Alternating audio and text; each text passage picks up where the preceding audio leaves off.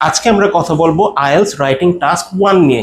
Writing task 1টা আমরা প্রায়ই ignore করে থাকি, কিন্তু এটার মার্কটা আমাদের ওভারঅল মার্ক টানার জন্য খুবই গুরুত্বপূর্ণ। আজকে আমরা সেটার বিষয়ে কিছু বিস্তারিত কথা বলবো।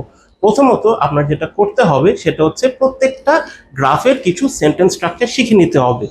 সেটাকে আপনি কিন্তু পরে অন্য আরেকটা সিমিলার গ্রাফের জন্য রিপিট করতে পারেন। কিরকম, আমি যদি লাইন গ্রাফ নিয়ে কথা বলি, আপনার হয়তো একটা গ্রাফ আসলো সেলস ফিগার ইন জাপান নিয়ে। তা আপনি হয়তো ওখানে একটা লাইন লিখতেন, sales in Japan increase from 10,000 to 50,000 during the period from 2001 to 2010। এখন আপনার এই যে লাইনটা সেটা কিন্তু আপনি অন্য একটা গ্রাফ আসলো অ্যাপ্লাই করতে পারেন। কিরকম, আপনার হয়তো বাংলাদেশের টয়লেটস নিয়ে একটা গ্রাফ আসলো, সেটাকে আপনি যদি একই স্ট্রাকচারটা রিপিট করেন কিন্তু আপনার ওভারঅল সব প্রবলেম দূর হয়ে যায়। কিরকম, আমি হয়তো লিখলাম toilets in Bangladesh increased from 5,000 to 5 million during the period from 1971 to 2004। এই যে এই ওভারঅল যে আপনি স্ট্রাকচারটা রিপিট করলেন, এটা কিন্তু খুবই ইজি ওয়ে আপনার রাইটিং টাস্ক 7 বা 7.5 পর্যন্ত নিয়ে যাওয়ার জন্য।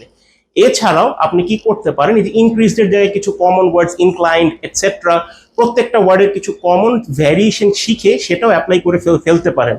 আপনার এখানে কি হলো, আপনার overall grammatical problems, lexical resources problem সবকিছু কিন্তু একই সাথে ওভারকাম হয়ে গেল, এবং আপনি খুব ইজিলি টাস্ক 1-এ 7.5 পর্যন্ত চলে যেতে পারেন, এবং at the end of the day আপনার ওভারঅল রাইটিং এ 6.5 প্লাস খুব ইজিলি চলে আসতে পারে।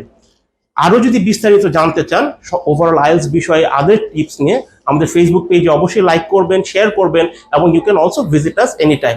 Have a good day.